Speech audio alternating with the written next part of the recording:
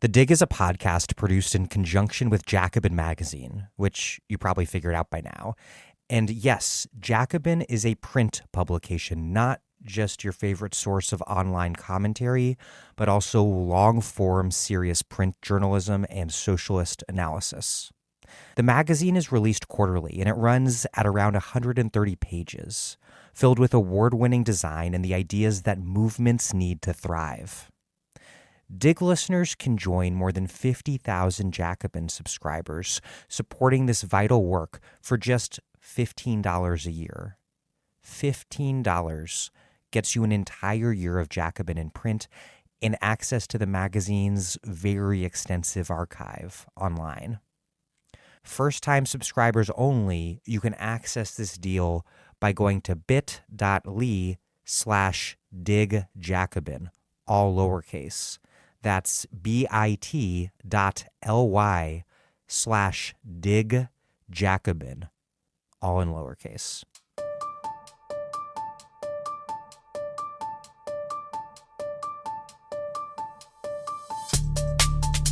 Welcome to The Dig, a podcast from Jacobin magazine.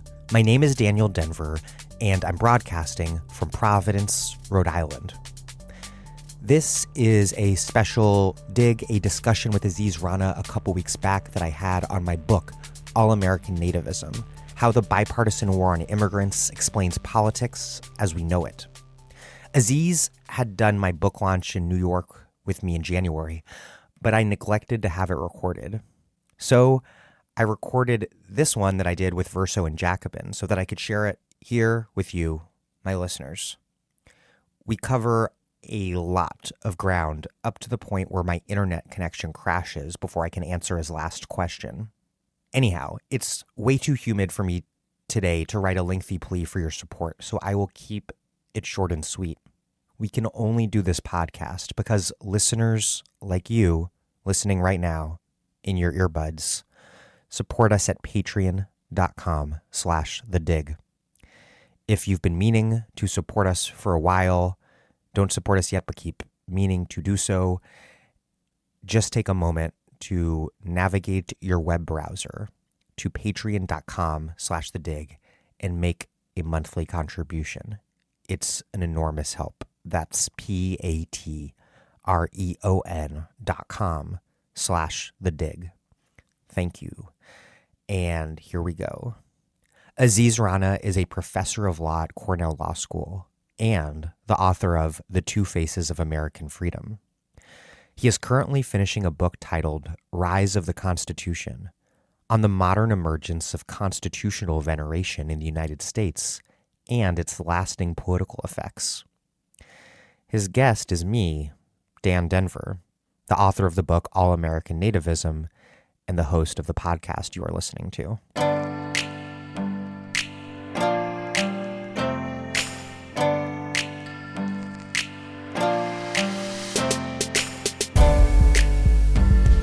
So what we're going to do is we're going to spend probably about 10 to 15 minutes with me just giving a kind of overview of the book itself so that everybody is kind of on the same page with the basic arguments of the book.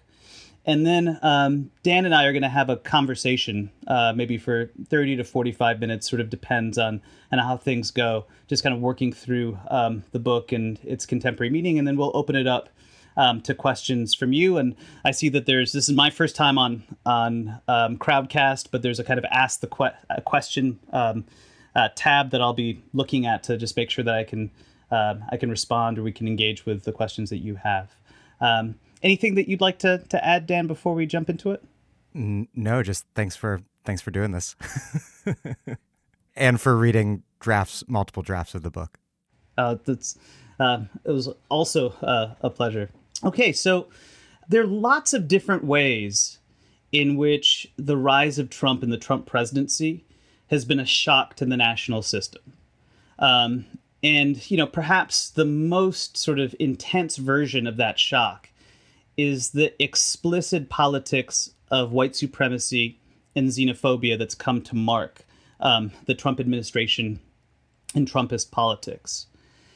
And in many ways, why that's been experienced as a shock is because of the fact that it feels so out of step with how many Americans have understood the relationship between national identity and immigration questions of membership. So that the explicit politics of xenophobia seems to contradict the idea that the U.S. is a nation of immigrants open to all. And so the fact that Trump can win election, hold power with a coalition around a politics that's grounded in exclusion seems especially unsettling.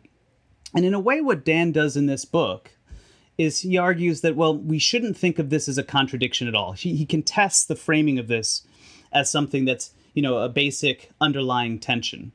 And he does it through an act of historical construction that actually diverges from a lot of what critical history generally consists in, including, my own work. So Dan writes, this is on page 16 of the book, that works of social criticism often marshal forgotten histories to recast a normal-seeming reality as strange. In other words, they take a present that seems normal, and they show, by going back to past moments of dislocation and struggle, that actually what we take for granted need not have always been the case.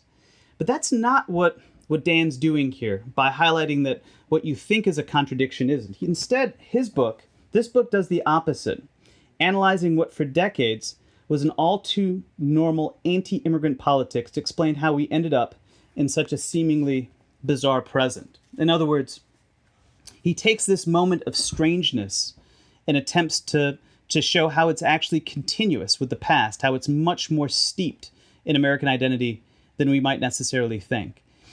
And he does that. He shows how the contemporary moment around immigration and race politics is actually far more normal than it seems, by highlighting how Trump is in many ways the culmination of two long-term historical dynamics. So dynamic number one has to do with the long history, really going all the way back, not just to the founding, but to the very earliest days of colonization, of settler colonialism and exclusion that was just built in to the politics of membership and migration. So that's one long history.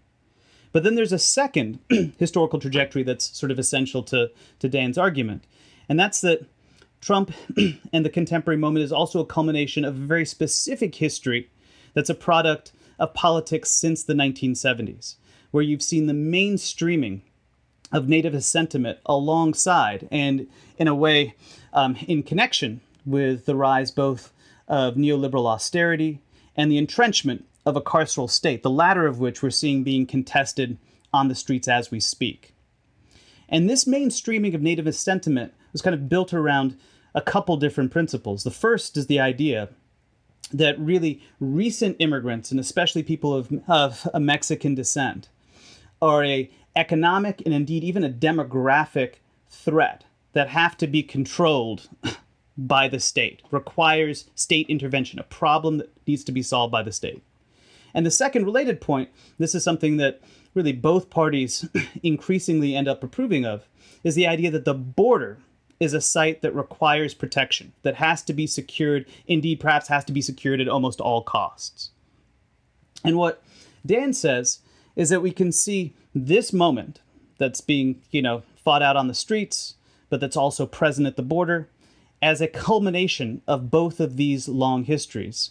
And he makes this argument, he tells the story of how these two histories end up being joined together by constructing the book around four kind of basic concepts. Each concept has an organizing chapter. So this is scarcity, security, empire, both old and new, and then finally reaction. And he tells how each of these conceptual frames through the book end up coalescing around what the title then declares as All-American Nativism. And so in the process, Dan does a number of really remarkable things. So I think first and foremost, this book is a tremendous work of scholarly and historical synthesis. It's why, I started off by saying it's been a pleasure to read it and to be able to see it in draft. It does a beautiful job of linking what we think of as recent immigration history to a long-standing settler past, to show how immigration and settler colonialism are in many ways like two sides of the same coin.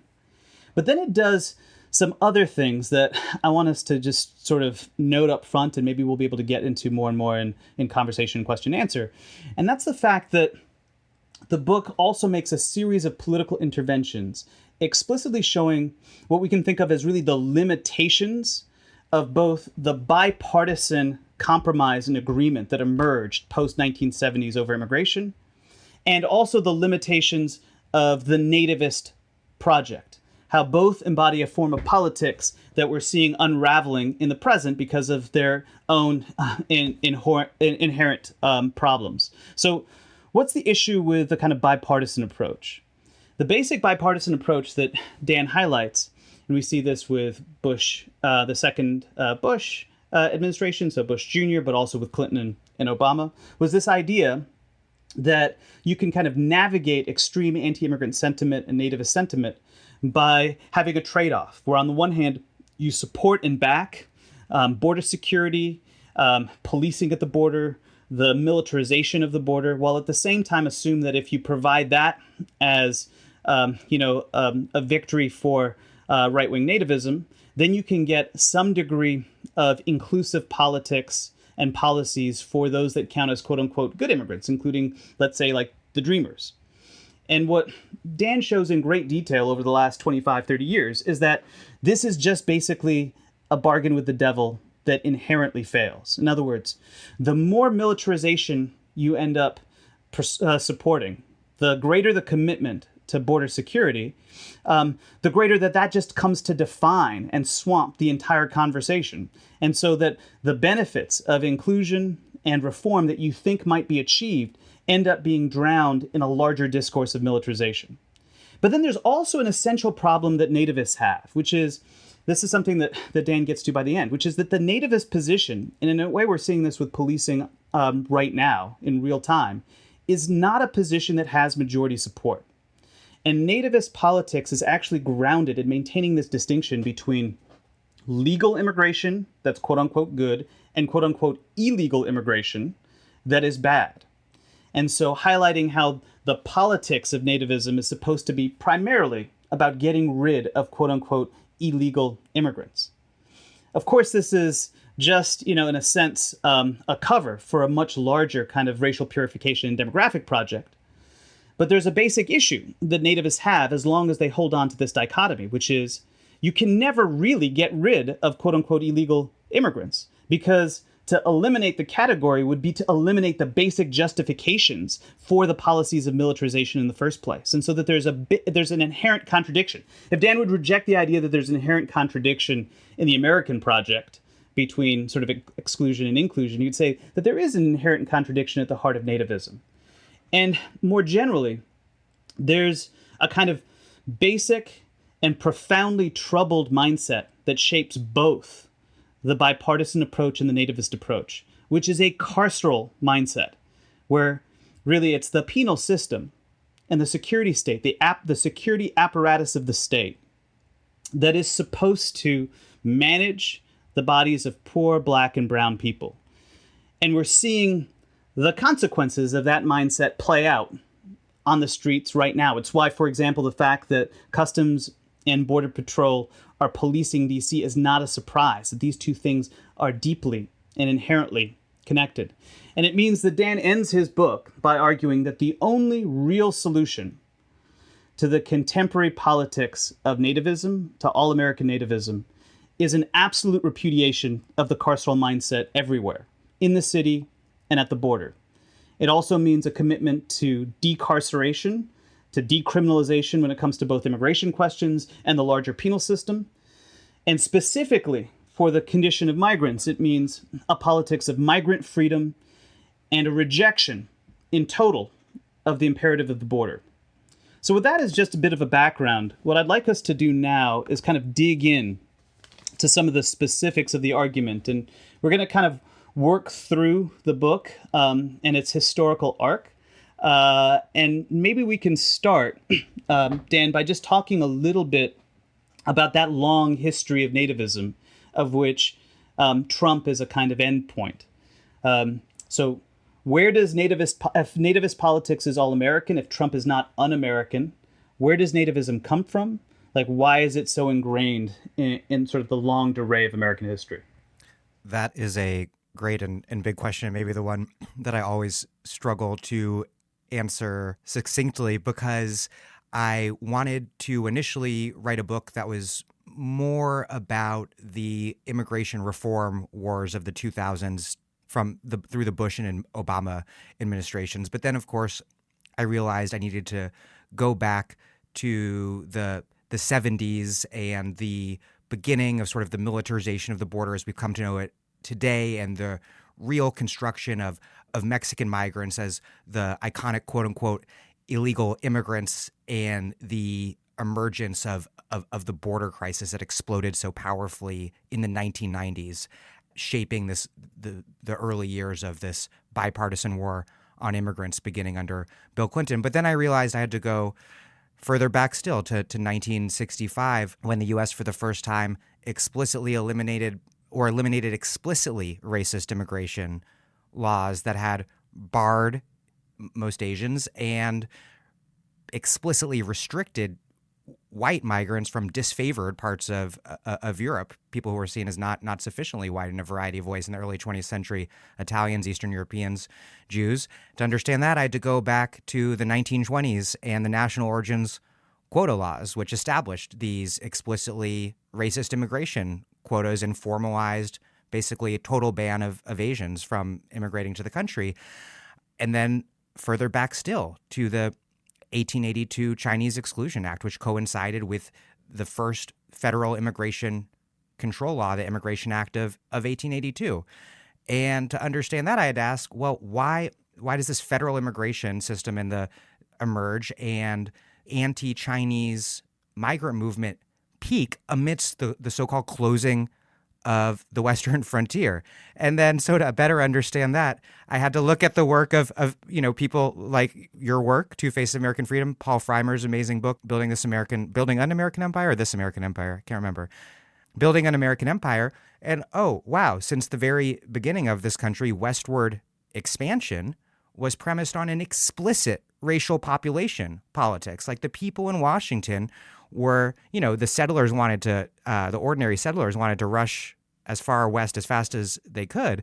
And the people in charge in Washington had a very explicit debates and decisions around carefully expanding westward so that they could consolidate white majorities as they moved west. And so what that revealed that I had a complicated story to tell in my book, and that what we think of as nativism or xenophobia is just, these are like terms to help us think, like heuristics to help us think through a particular subset of a broader racist population politics that have been core to this country from the get-go and from the moment of the inception of settler colonialism in the country.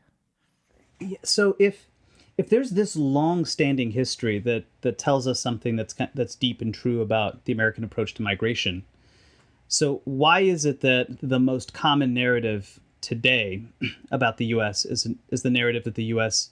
Not only was it founded in principles of liberal equality, but it is a nation of immigrants? That's sort of definitionally part of national identity. And so maybe tell us a little bit about where that argument comes from and how it was sort of given policy teeth in the 1960s. Yeah, I mean, it wasn't the self-conception of white settlers in this country at all at the get-go, when just a few years after the revolution, the first Naturalization Act was passed that opened citizenship to free white people, and that there was a conception throughout the 19th century that this country, the idea wasn't that this was a nation of immigrants. The idea was that people were coming from certain parts of Europe who were considered co-participants, as you show very clearly in your work, in the settler colonial project. And so that's why Irish, for a variety of reasons, were targeted in the early parts of the 19th century by states, not by the federal government, by Massachusetts and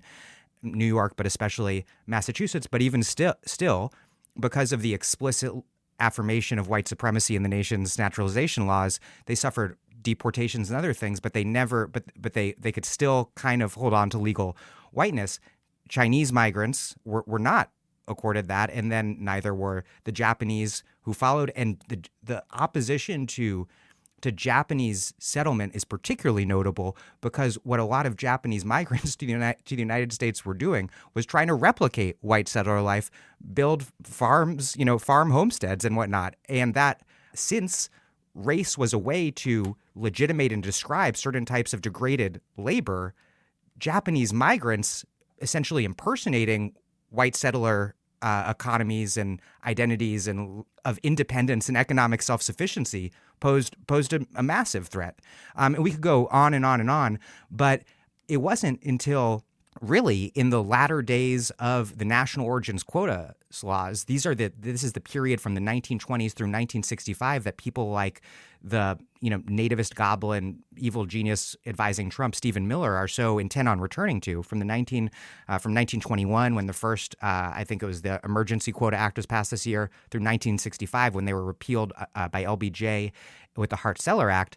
The latter decades of that era, that this idea of the nation of immigrants began to emerge for the first time. And Matthew Fry Jacobson and May Nye both discuss this in different ways in their works. But it was only then, as the New Deal in many ways had incorporated the more newly arriving white immigrants from the turn of the century, the late 19th and early 20th century, Italians, Poles, Catholics more generally, had incorporated them into whiteness through the achievements of the New Deal at the height of the Cold War, with the upsurge of the civil rights movement, that this new story about what the United States was and who the American people were and are emerged.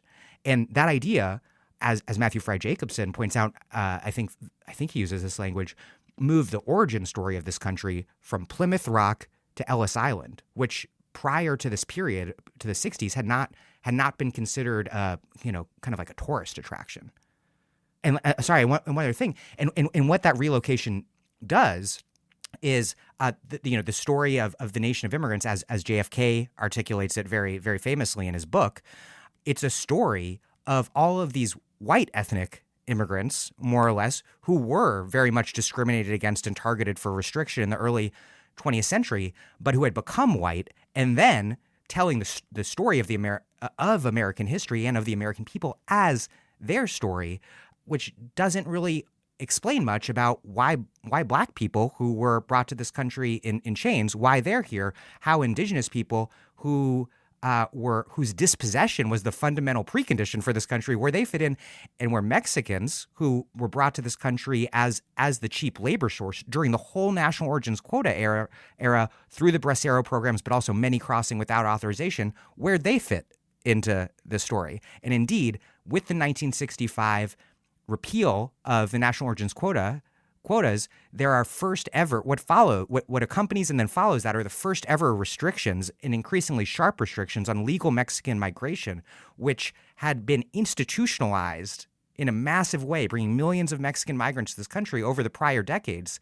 And what that does is suddenly the law, and even President Gerald Ford understood that this was what was going to happen. The Mexican migration continued, but was illegalized. And it was the liberal nation of immigrants story that created this good immigrant, bad immigrant narrative and facilitated the legitimation of the legalization of Mexican migration. Yeah, so this is really interesting. So the great policy achievement of the kind of mid-20th century nation of immigrants idea that we're really familiar with is the Hart-Celler Act. And that's something that's, oftentimes celebrated alongside the Civil Rights Act, the Voting Rights Act. It comes down in 1965. It's thought of as part of the same civil rights movement. And what it does is it ends racially restrictive quotas in the U.S. But at the same time, the thing that you're noting is, for the first time in American history, it places the Western Hemisphere, and here the central country really is Mexico, on a quota system. And so maybe say a little bit more about like what that latter move does in terms of kind of reconfiguring the nature of migration politics in the U.S., and also how it, alongside kind of erasing questions of indigeneity and slavery, that it's a framing that fundamentally misunderstands the relationship between the U.S. and Mexico. Like, how does it erase the history specifically of the U.S. and Mexico? Yeah, well, just to maybe I alluded to this in my last answer, but the nativists of the early 20th century, they didn't want the organized nativists. They wanted Asians barred. They won that. They wanted Eastern and Southern European heavily restricted. They won that. They basically wanted to like freeze the American demography in place, or even wind it back in time. They didn't want Mexicans coming either, but there were incredibly powerful business interests in the Southwest, the growers in the rapidly industrializing, agricultural industry of the Southwest, who demanded Mexican labor. And it was more or less a compromise between the nativists and the growers that allowed for the Western Hemisphere to be exempt from all of this. And this was premised on an idea that Mexicans would not come to stay, that they would visit and never put down roots here and there was some famous infamous quote that I reference in my book. I can't remember precisely right now, but basically describes them as migratory birds who will return back to their home. So there's massive recruitment of Mexican labor. And then with World War II and the massive demand for labor that accompanies that, there's the Bracero program between growers, the U.S. government, and the Mexican government, which legally and intentionally brings millions of Mexican workers into the U.S. as temporary workers who are welcomed as laborers, but not welcomed very much at all as citizens, as human beings. It's sort of like an insourcing of labor instead of an outsourcing, and that comes to an end in 1964, I believe, the year that before Hart-Celler is passed. And then in 1965, you have the first ever Western Hemisphere quota ceiling. But then what's really significant is the 1976 law that puts uniform annual visa caps on every country in the world. So whether you're Belgium, who we don't have like any particular that I can recall migration relationship with in 1965, or Mexico, where we have an institutionalized deep economic labor market integration and social networks that are bringing every year large numbers of Mexican workers into the U.S. Suddenly, I believe the number is 20,000. Suddenly, there's 20,000 visas for legal migration for Mexicans and for Belgians. And so this is facially racially neutral. Like, okay, yeah, we don't have anything in the law anymore that says no Chinese, but effectively what it's doing is just criminalizing this massive swath of Mexican migrants. But what the Nation of Immigrants story does is says, well, we're a nation of immigrants, which means that we accept good immigrants because our country's built on immigrants. And obviously, as we just discussed, that invisibilizes all kinds of things like slavery being the basis of the country, indigenous dispossession. But what it also does is say that basically good immigrants are welcome here, and Mexican migrants who are suddenly illegalized en masse by this legal change don't fit in there. And so you see despite the fact that you have long-standing communities that were really built on both sides of the border, that were connected to labor patterns, migration networks. Overnight, all of a sudden, that's now against the law, essentially. Yeah, and we could also mention that a huge part of the U.S. was the northern half of Mexico before the mid-19th century, which is invisibilized many times over throughout the years.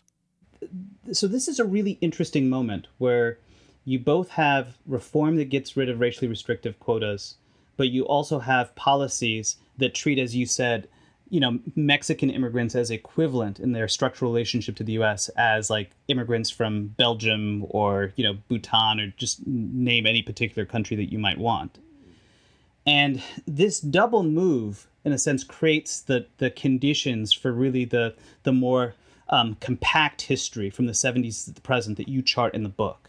So, how is it that modern immigration policy that starts in the 60s, that's really established with this uniform quota system in 76, ends up feeding the rise of contemporary nativism?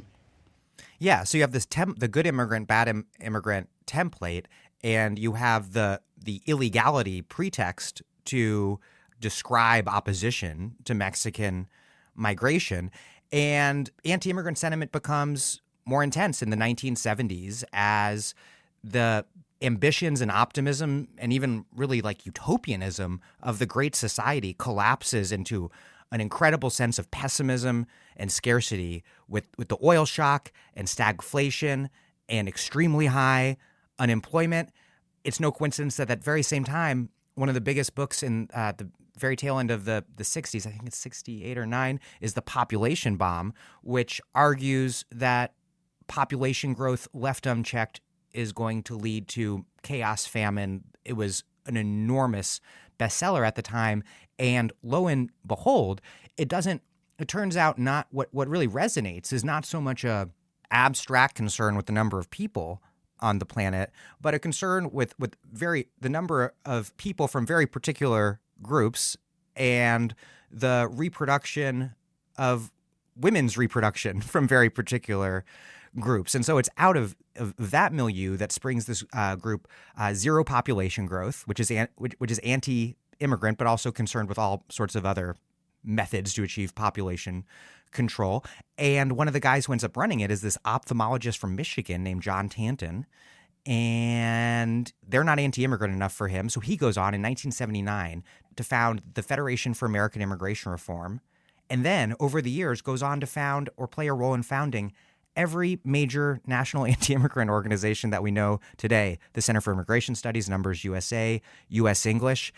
And even though there's like massive anti-immigrant sentiment in the country, turning that into a consequential form of politics is not, the activists find out, is not automatic. Even though there's all this anti-immigrant sentiment, not only among white Americans, but among Hispanic, Latino Americans, among Black Americans. But it's not a voting issue. It's not a kind of culture war issue that pits the two parties against each other. And that begins to change. And what they use is they use language and English-only laws, which are extremely successful, beginning with the San Francisco Ordinance in the 1980s to make English the official language, followed by a statewide proposition. And then in the 1990s, it really explodes using this whole framework of the good immigrant and the bad immigrant being the illegal immigrant, because an illegal immigrant is someone who is inherently criminal. So when this really explodes with California at its epicenter in the early 90s, it's around the illegality of border crossing. It's around immigrants posing a criminal threat. It's about immigrants posing an economic and fiscal threat because they are attempting to access jobs and public benefits to which they have no right because of their illegality. And this is obviously heavily and explicitly racialized, but it's the liberal nation of immigrants framework that presents the good immigrant as the legal immigrant and the bad immigrant as the quote-unquote illegal immigrant that allows for all of this to happen. And it immediately, from the very beginning, is a bipartisan affair. And in California, as a brief example, featuring the Republican governor Pete Wilson demagoguing in favor of the anti-immigrant Proposition 187, which would have denied public services to undocumented immigrants, including public education to undocumented children, demagogically hitching his reelection campaign to that and winning, but also Dianne Feinstein at the time, who was a U.S. Senator, Democratic U.S. Senator from California, still is, who had lost the gubernatorial election to Wilson a few years back. Also the Clinton administration, who at the very same time that some extremely hardcore right-wing nativists and Pete Wilson were pushing this radical anti-immigrant proposition in California, at the very same time were embarking on a dramatic escalation in border militarization, beginning at the El Paso Ciudad Juarez border with Operation Hold the Line, and then continuing on like the eve, like just a few weeks, I think, before the vote on Proposition 187, unfolding this massive escalation in border militarization in San Diego with Operation Gatekeeper. Yeah, so that by the time we get to the 90s, there's a really interesting kind of two-part story. So one part of it has to do with these policies and practices that you're describing. So the growing militarization of how the federal government, even the states, are approaching the question of immigration. You have Prop 187 in California. You have OIRA and the federal immigration reform bill that passes in 96 that's not vetoed and so signed into law by Clinton, that essentially means that immigrants, even that are lawful residents now live on a kind of permanent probation in the U.S. because of the vast expansion of the number of like crimes that could make you deportable, mandatory deportation, harsh border enforcements. So all of these policies are taking place in the mid-1990s. And at the same time, there's a background, let's say, conversation, elite media conversation that's taking place about race and immigration that's sort of feeding this discussion that draws from the edges of nativist politics, but now you're seeing sort of being expressed in the New York Times, the New Republic, the Atlantic, sort of the legacy institutions that we associate with liberal, or let's say now like centrist America. And so I'd like us to talk a little bit about both. Maybe we can start with the background kind of media conversation of that era. One of the things that I found really striking about reading your book were just the number of pieces that were explicitly kind of xenophobic and racist that were published in, mainstream press settings, and that seemed to just circulate pretty widely in the 1990s. We have figures today that are viewed as, extreme figures of the right, like Dinesh D'Souza, that were getting, massive and indeed like glowing reviews in places like the New York Times. So what is it about a lengthy cover story in the Atlantic? Dinesh D'Souza had a liberal education. An excerpt from it, I believe, which was one of his first books, was published as a lengthy, which was, condemning the PC rule of American universities and colleges, was initially published as an excerpt of it as a very long cover story in the Atlantic. Yeah, so what's going on in the politics of the 90s, which we tend to think of now as this era of kind of like a sort of anodyne centrist consensus, where the arguments, like racist demagogic arguments from the right on immigration and race, including, Charles, like Murray and the bell curve and all of this kind of stuff, is getting mainstream attention. And how is that setting the terms for the conversation? Yeah, that's a really good question. And I'm not sure I answer like why this all happens adequately in the book. And you and I have discussed this on occasion over the years. But first, just to set some of the political context, Aziz referred to a few laws, IRA, EDPA. I think both were passed in 1996, if I remember correctly. And both, it's notable that the two most important anti-immigrant laws, I think it's safe to say, federal laws of the 1990s, were also kind of mass incarceration, criminal justice-oriented laws, and that both linked the once more civil immigration enforcement system, linked it ever more closely to the criminal justice system. And that's like what was happening on the policy level, and on a political level, increasingly identified the immigrant problem as one of immigrants being a criminal threat. So it's notable that the war on crime, which of course was premised on the pathologization and demonization of Black people, was also part of the war on immigrants, which was premised on the pathologization and demonization of immigrants as criminal threats. So these are deeply interlinked. It's also notable that both Prop 187 and the welfare reform law signed by Clinton in 96 attacked immigrants' access to welfare, which everyone listening, I'm sure, knows welfare reform was the way to that, the path to that was smoothed by the pathologization of Black women, Black single women on welfare in particular, but the pathologization of immigrant women, particularly Latino women, particularly in places like California, also played a key role in that reaction. So in terms of both the reactionary welfare politics and the reactionary law and order security politics of the 1990s, we see that anti-immigrant and anti-Black forces just fundamentally interlinked at almost every moment. And I think that's revealing and maybe not discussed enough. And then, so the media environment at the time was, I think, pretty well encapsulated by Dinesh D'Souza's Atlantic cover story from,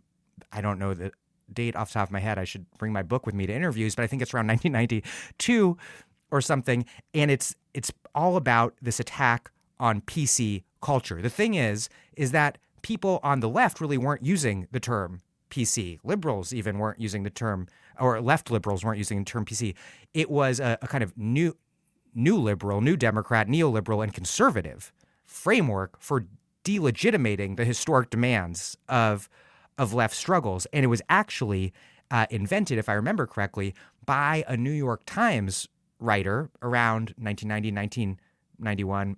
The date could be totally wrong, but thereabouts.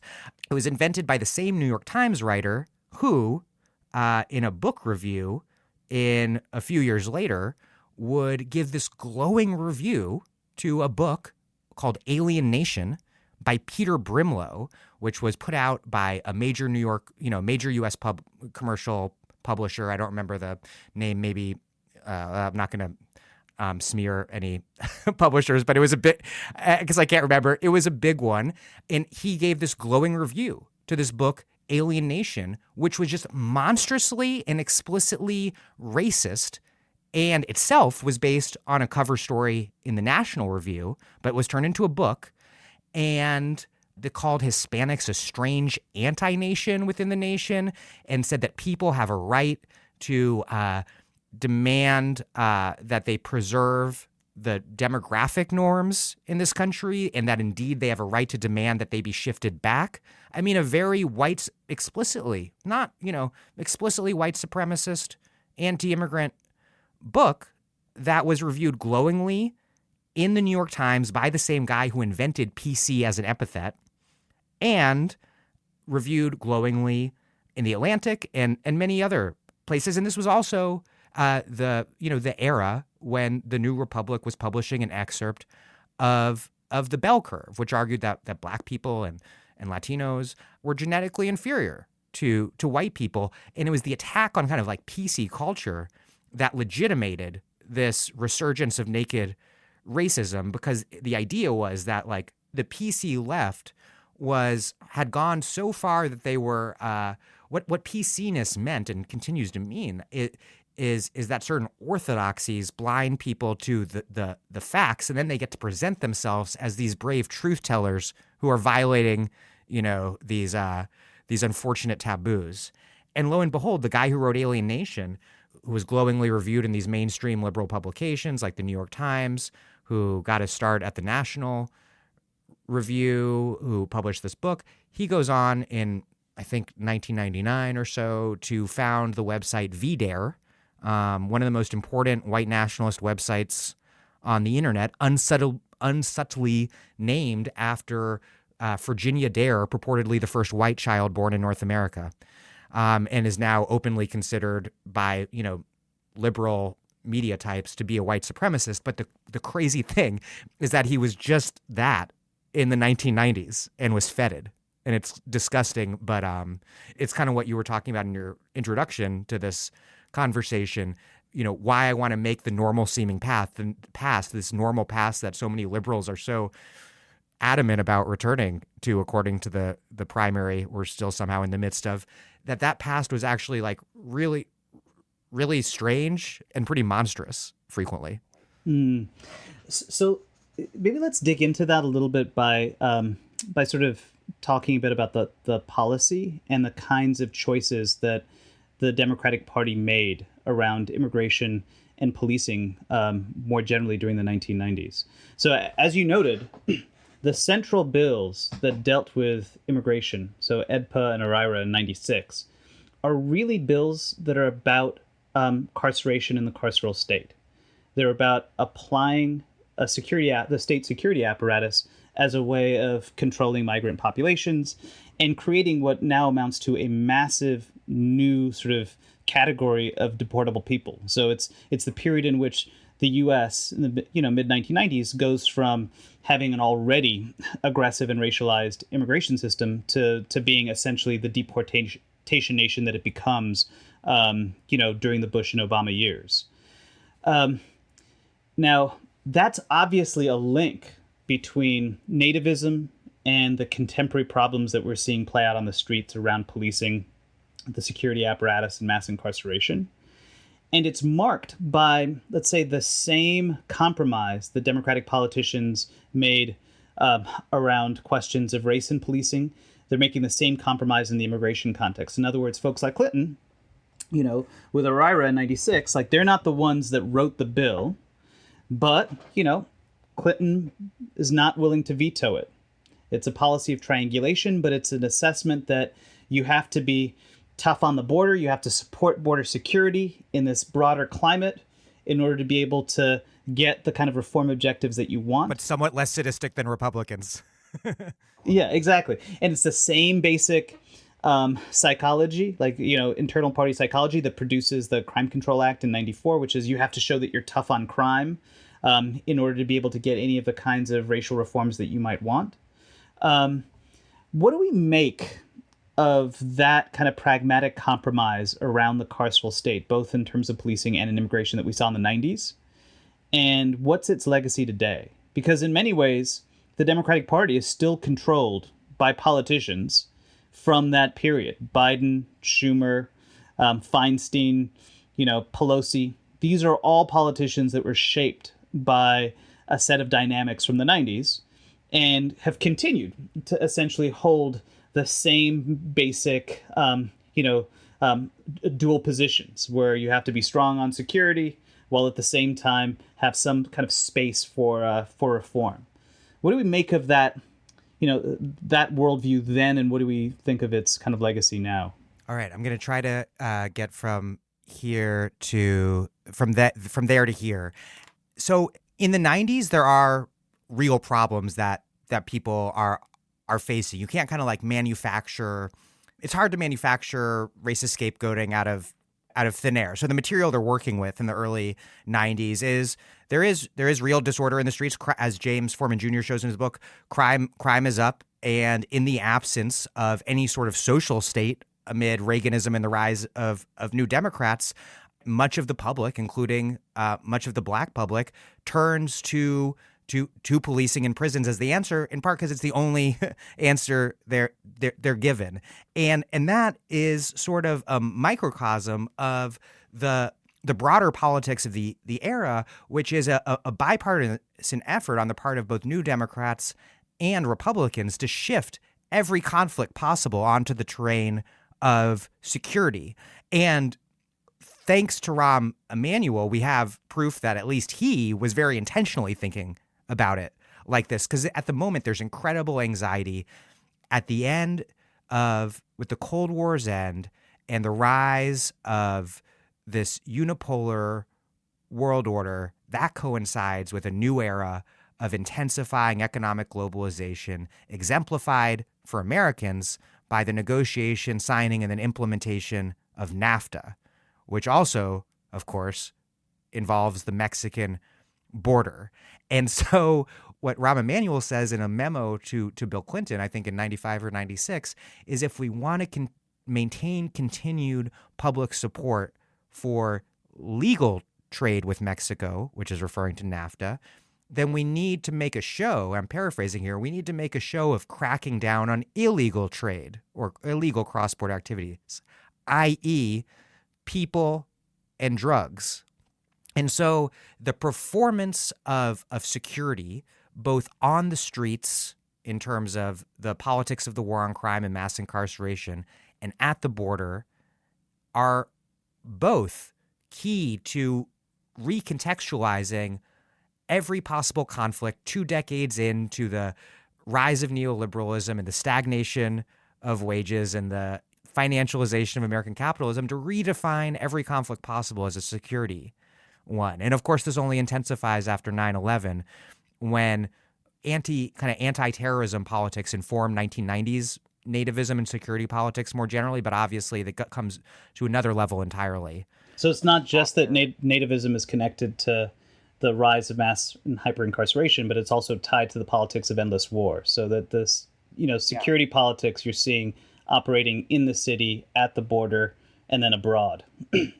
Yeah. Oh, and just this is a little bit out of order, but one thing that I should probably mention is that's something I make a point of doing in my book, is arguing that nativism and anti-immigrant politics focused on anti-immigrant politics as we understand them being politics of opposing international migration and international immigrants, people from other borders, is basically inseparable from this larger racial population politics, very much focused on race in place and human movement, very much including domestic migration from the fears over in the North over the end of slavery, meaning Black migration to the North, making the voluntary and or forced colonization of Black people outside of the United States, the mainstream anti-slavery opinion for a time, to when the Great Migration actually happens in the 20th century, white resistance to Black migrants being core to the entirety of 20th century U.S. politics, the resistance to the integration of neighborhoods, schools, and job sites across the entire North and West. This is Sarah Jaffe, and you are listening to The Dig with Daniel Denvir, my favorite podcast for thoughtful discussions on the U.S. left and beyond, and you can support it on patreon.com. This episode of The Dig is brought to you by our listeners who support us at patreon.com, and by Verso Books, which has loads of great left-wing titles, perfect for Dig listeners like you. One that you might like is Set the Night on Fire, L.A. in the 60s, by Mike Davis and John Wiener. Los Angeles in the 60s was a hotbed of political and social upheaval. The city was a launch pad for Black Power, where Malcolm X and Angela Davis first came to prominence, and the Watts Uprising shook the nation. The city was home to the Chicano blowouts and Chicano moratorium, as well as being the birthplace of Asian American as a political identity. It was a locus of the anti-war movement, gay liberation movement, women's movement, and, of course, the California counterculture. Mike Davis and John Wiener provide the first comprehensive movement history of LA in the 60s, drawing on extensive archival research and dozens of interviews with principal figures, as well as the author's storied personal histories as activists. Following on from Davis's award-winning LA history, City of Courts, Set the Night on Fire is a historical tour de force delivered in scintillating and fiercely beautiful prose. Set the Night on Fire, L.A. in the 60s, by Mike Davis and John Wiener, out now from Verso Books. Continuing with the story, so you sort of charted the path from the 90s through the early 2000s with the War on Terror. And in a way, what I was hearing you saying was that the kind of pragmatic conclusions that Clintonites ended up making about immigration, which is you have to be tough on border security as a way of being able to hold this tension between bad, quote unquote, illegal immigrants and good legal migration, and in a context in which you're trying to also preserve the flow of capital globally through various trade agreements like NAFTA.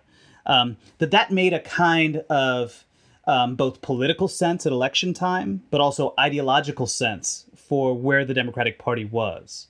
The Democratic Party today, and really over the last decade, is increasingly, at least the base, has moved in a different direction. What do we make of the legacy, the long-term legacy of that kind of that set of pragmatic conclusions that in many ways still seems to govern the leadership of the National Party, who are all politicians shaped by the politics of the 80s and 90s? Yeah, I mean, one thing that's very clear from this period, and that's, there's this whole idea that the Democratic establishment is sort of economically moderate but socially liberal, which is just like entirely backwards, because it's precisely when the Democratic Party is substituting, it's displacing its working class base in favor of knowledge workers and suburbanites, that it also takes such a hard turn towards security politics.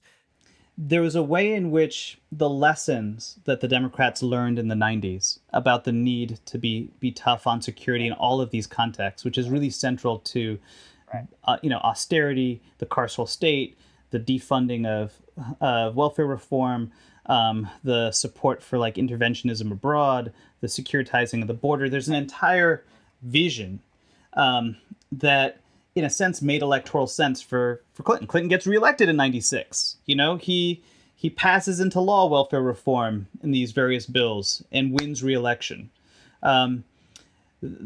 that legacy, though, has had much longer legs than the particular electoral conditions of that era.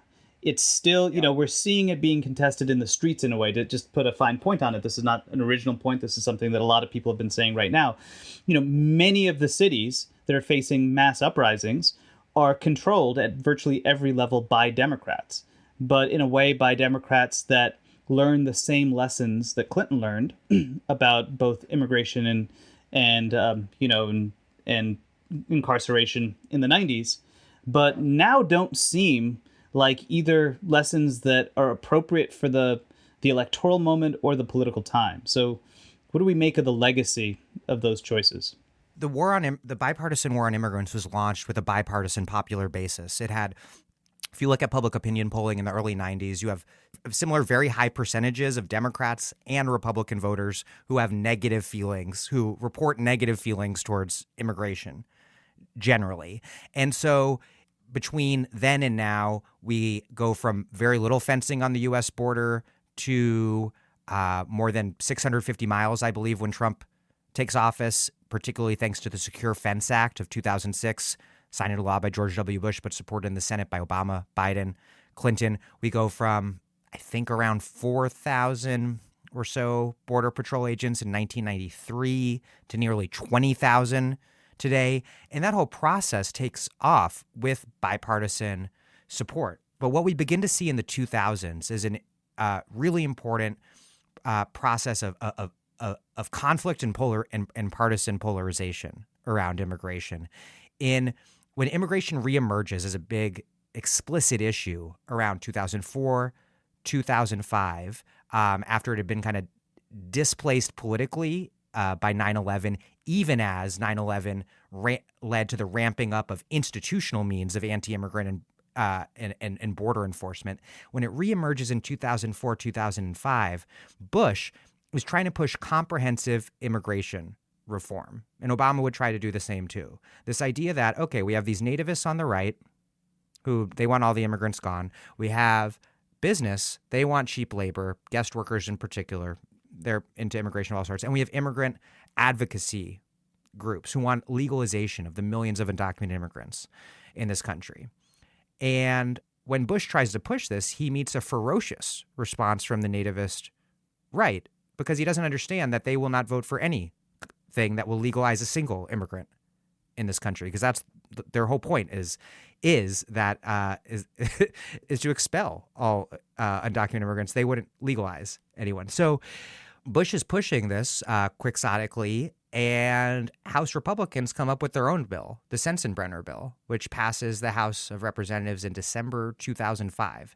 And it breaks the rules of the bipartisan war on immigrants, which has since the 1990s been about the security theater, this spectacular performance of repressive state power that's intended to convey to the American people that the border is secure and thus that their world and lives are becoming secure.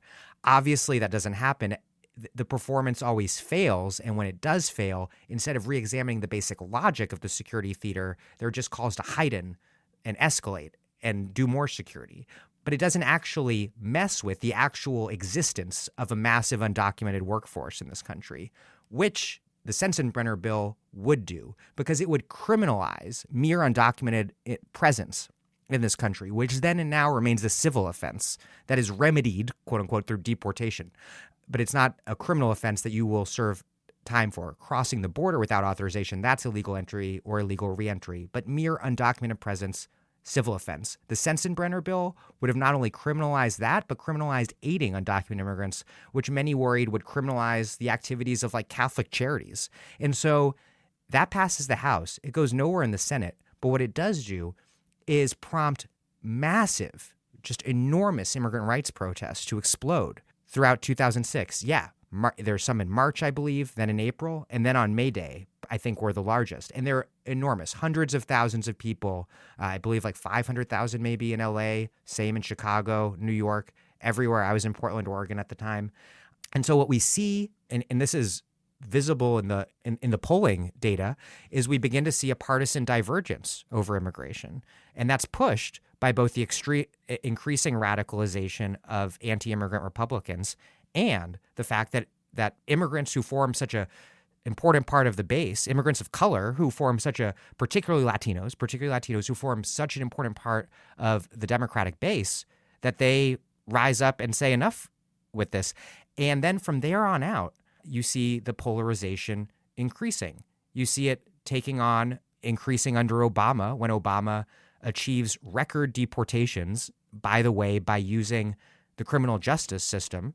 That's his main method, both by formally deporting people at the border and charging them with the federal misdemeanor of illegal entry and the federal felony of illegal reentry, by using this program called Secure Communities, which uses basically this fingerprint database from the FBI and merges it with one from ICE, so that every single jail in the country becomes a front door to the deportation pipeline, through 287G, which was authorized by IRA, the Clinton era law, which facilitates the deputization of cops and sheriffs and jails all over this country as ICE agents, including people like Joe Arpaio, the former Maricopa County Sheriff in Arizona.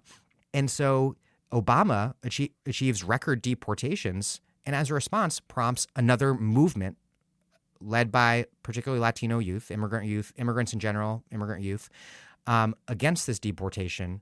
And then we see that increasing the polarization, even as Obama's efforts to crack down on undocumented immigrants and to perform for the right wing, that just like George W. Bush did, that this idea that if they could convey to the nativist right in Congress and on Fox News or whatever, that they were serious about enforcing the border, that the nativist right would be reasonable and come around to supporting comprehensive immigration reform. That obviously never happens, because Bush and Obama are unilaterally pursuing a policy of nativist anti-immigrant escalation, both in the interior and at the border. And so even if the right-wing nativists were logical, which, I mean, they're probably not, but if they were, why would they ever compromise for comprehensive immigration reform when they're getting the standalone nativist enforcement escalation from both George W. Bush, a purported immigration moderate, and Barack Obama, a purported friend of immigrants and champion of legalization? And so that culminates in the election of Trump, where the Overton window on immigration enforcement has moved so far to the right that for many people on the right, the only escalation left that makes sense is a literal hermetic sealing of the entire southern border of the nation, and now the White House itself. And so suddenly the entire kind of normal history that had preceded it appears as something a lot more sinister.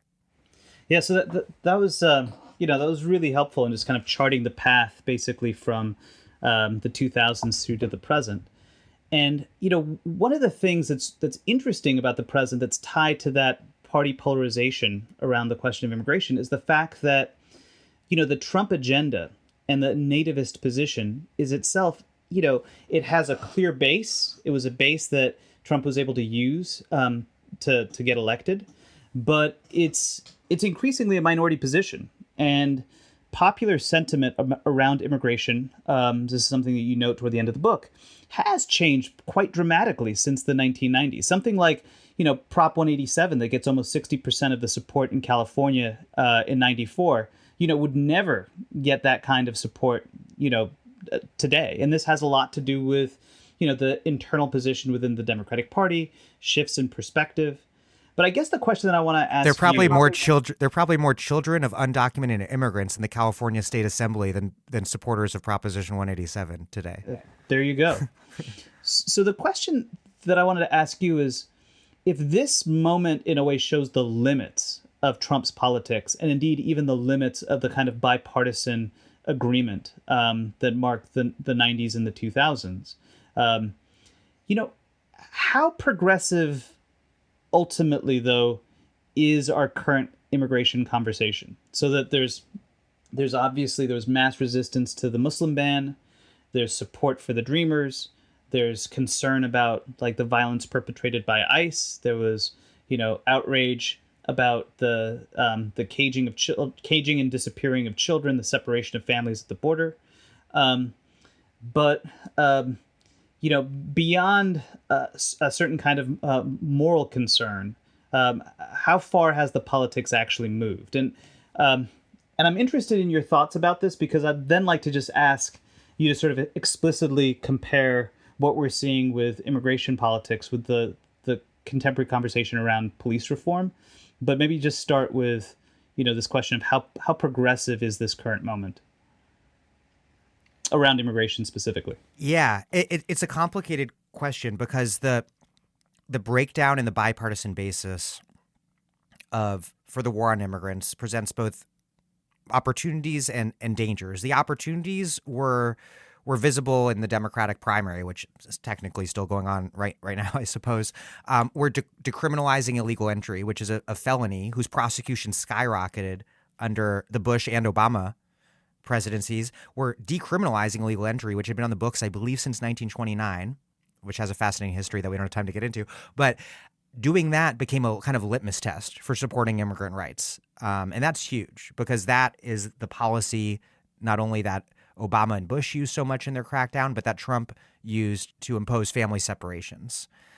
And that would have been hard to imagine in 2016, let alone 2012, 2008. I mean, in 2006 or something, I don't remember the exact year, Hillary Clinton, when she was a senator from New York, said, I am adamantly against illegal immigration, and complained about having to see day laborers on corners around New York. I mean, the political center of gravity on this question within the Democratic Party shifted enormously. And that's absolutely no credit to most of the politicians, but just of where people are at has forced politicians to respond. And then in Bernie Sanders' platform, which was very good on immigration, there was a pledge for a moratorium of sorts on deportations, which was huge, and critically, a pledge to end the crimmigration system, these tight links between the criminal justice and immigration enforcement system that have been developed over the prior decades, ending the 287G program, ending secure communities. So that's the optimistic side. That's the opportunity side. We don't yet know what that'll look like with a fossil preserved from that era of the war on immigrants and crimes like Joe Biden as a Democratic president, like what that'll look like in practice. But the primary gives me some hope that things are that a Democratic president this year, even a shitty one like Joe Biden, will be better than Obama was on this issue. And again, no, that's not any praise for Joe Biden. That's praise for the politics that are changing the conditions within which a Democratic president operates. The dangers, of course, are that the Republicans are increasingly unhinged in their anti-immigrant politics. The most kind of revealing polling I've seen on that is since Trump's election, the number of Republicans who believe, this was a Pew survey, who believe that immigration poses a threat to our national identity, a very unsubtle kind of racism and xenophobia test question, has gone considerably up since Trump's election amongst Republicans. And we're also, the popular politics of this aside, what we're seeing from the Trump administration is not only an intensification of the war on undocumented immigrants, but an attempt to finally thread the needle on what the nativist movement has always wanted and what the war on undocumented immigrants was always supposed to be the means to the end of, which is an end to all immigration as we've known it. And Stephen Miller and others in the administration have been very smart and sophisticated about using every administrative lever at their disposal to choke off legal immigration, whether it's refugee resettlement or just green cards. Even before this pandemic, we had seen a significant decrease in the annual number of legal immigrants coming to the country. And now with the pandemic, the Trump administration has taken advantage of the kind of de facto and formal shutdowns and cross-border movement to issue an executive order suspending immigration, not just on public health, but also on economic grounds. And given the Supreme Court's rationale for rubber stamping the what was it, the third Muslim ban, because Trump said it was for national security, and president could do whatever they want because of national security. Because of that, I'm very pessimistic that if Trump cites national security because the global South is being ravaged by coronavirus, I'm very, in terms of defending his suspension of immigration, targeting particular countries, I'm not optimistic that it will, that the courts would stop him from doing that. And then the last thing I'll say in terms of problems is just in the same way with mass incarceration that we've seen this thing that people call sentence inflation happen, where like 25 to life for a murder used to be normal in the U.S. and then you could expect to get paroled or your sentence commuted at some point along the way. The increase in sentences for every sort of crime has made sentences that were once deemed harsh and appropriate to certain crimes, including violent crimes, make them now, in retrospect, seem too light and weak and insufficient to the severity of the crime. So with criminal justice reform, we're seeing a lot of the low-hanging fruit being picked around, legalizing marijuana, pushes to decriminalize or stop enforcing or stop incarcerating people for all sorts of quote-unquote nonviolent crimes. But the third rail is still reform around violent crimes, which has been a huge driver of mass incarceration. And a big part of that is because the extremely long sentences, including the explosion of life without parole, these have been normalized and are very hard to backtrack on without. And so the same things happened with immigration. It's now normal to have 20-odd thousand Border Patrol agents, even though we only had like 4,000 or so 3 decades ago. The politics of actually getting open borders is like my utopian guide star or whatever the term is, North Star. But just a more pragmatic radical question of how we cut the size of the Border Patrol by 75% or whatever so that it is where it was 3 decades ago.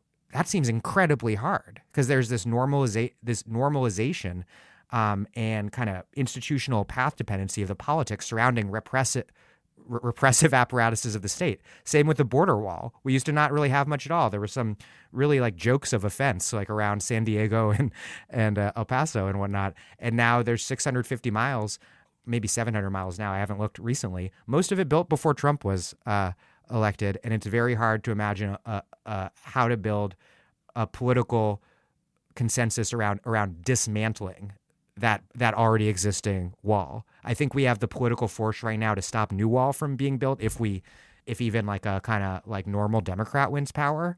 But dismantling the repressive apparatuses, I don't know if that's the correct plural, that have been built over the last few decades seems very challenging. Yeah. So maybe one more question before we go to the questions that I have.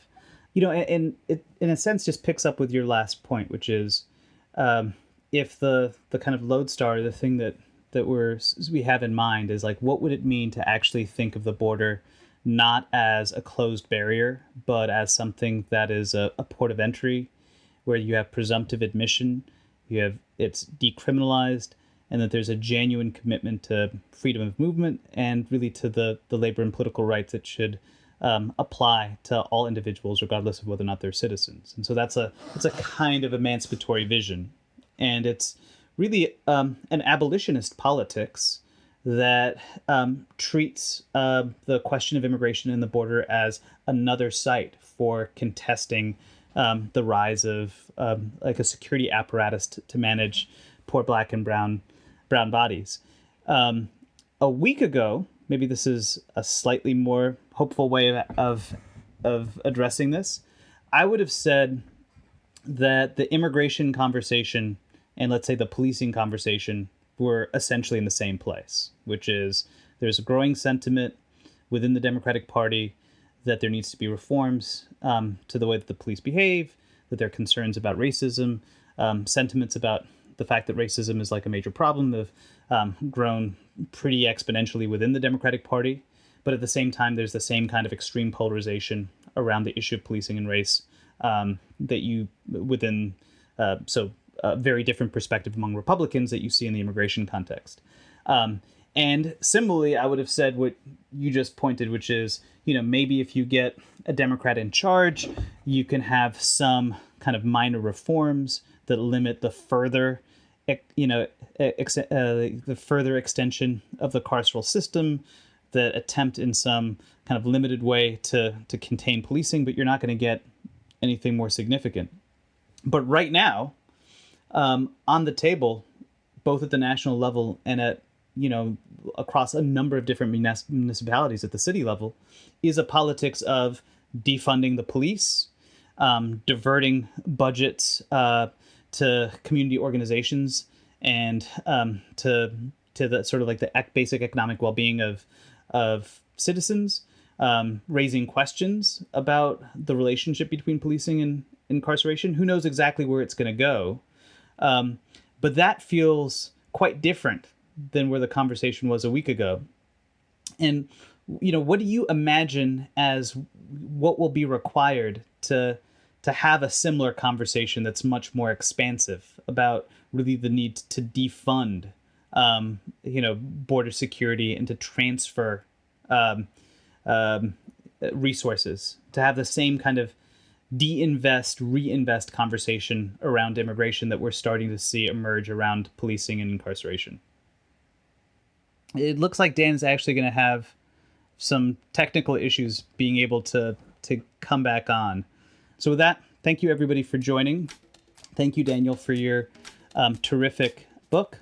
And thanks again, everyone who participated in organizing this, but also who's on the streets fighting to make this a place more worthy of all of us in the future. All right, take care.